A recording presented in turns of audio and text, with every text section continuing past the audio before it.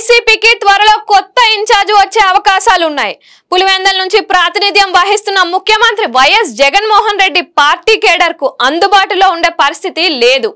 Kadapa MP YS Avinash Reddy ఉన్నప్పటికీ ఆయన కూడా అవసరమైన సమయంలో దొరకరనే ఆవేదన పులివెందుల ప్రజానీకంలో ఉంది.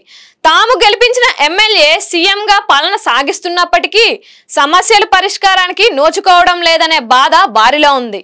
ఈ నేపథ్యంలో పులివెందుల నియోజకవర్గ బాధ్యతలను పర్యవేక్షించే నాయకుడు అవసరమయ్యారు.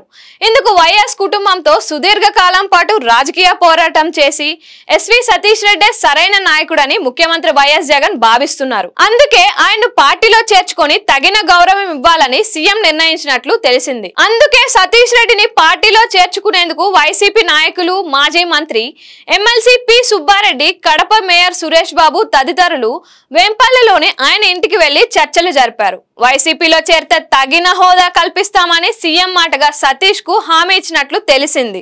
సతీష్ రెడ్డిని పార్టీలో చేర్చుకొని పులివెందుల నియోజకవర్గ ఇన్ఛార్జ్ బాధ్యతలు అప్పగించాలని జగన్ భావిస్తున్నారని ఆ పార్టీ ముఖ్య నాయకుల ద్వారా తెలిసింది. అలాగే నియోజకవర్గాల పునర్విభజనలో భాగంగా వేంపల్లె ఒక అసెంబ్లీ నియోజకవర్గం అవుతుంది. ఇక్కడి నుంచి సతీష్ రెడ్డిని నిలబెట్టాలని జగన్ ఆలోచిస్తున్నారని సమాచారం. సతీష్ రెడ్డి వైసీపీలో చేరేందుకు అనుచరులతో తన వాళ్లతో సమాలోచనలు జరుపుతున్నారు. 3 రోజుల్లో ఆయన వైసీపీలో చేరడమే తరువాయి.